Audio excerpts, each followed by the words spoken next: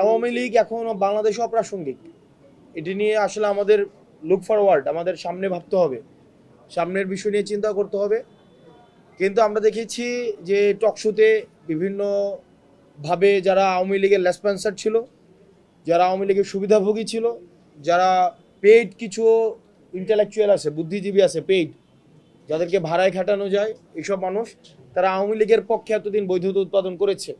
কিন্তু গত 2 দিনের কার্যক্রমে বুঝে যাওয়া উচিত যে আওয়ামী লীগ কখনোই গণমানুষের দল ছিল না।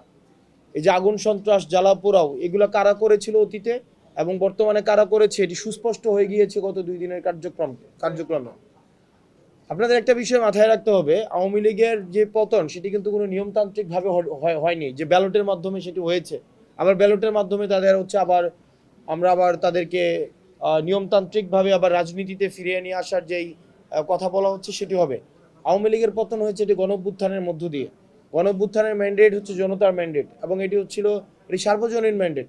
তো সেই জায়গাতে গণঅভ্যুত্থানের মধ্য দিয়ে যে রাজনৈতিক দলের পতন হয়, সেই রাজনৈতিক দলের উপযোগিতা ফুরিয়ে যায় বলেই হচ্ছে গণ অভ্যুত্থান সংগঠিত হয়।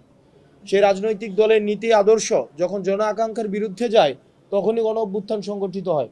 তো যেহেতু এই গণ অভ্যুত্থানের মধ্য দিয়ে আওয়ামী লীগের পতন হয়েছে, এটাই স্বাভাবিক প্রক্রিয়ায় ব্যালটের মধ্য দিয়ে এই দলটিকে ফিরিয়ে আনার যারা বৈধতা উৎপাদন করছে তারা মূলত আগুন সন্ত্রাসের পক্ষে বৈধতা উৎপাদন করছে, তারা মূলত হচ্ছে বুলেটের পক্ষে বৈধতা উৎপাদন করছে, এত বছর ধরে যারা ব্যাংক লুট করেছে তাদের পক্ষে বৈধতা উৎপাদন করছে।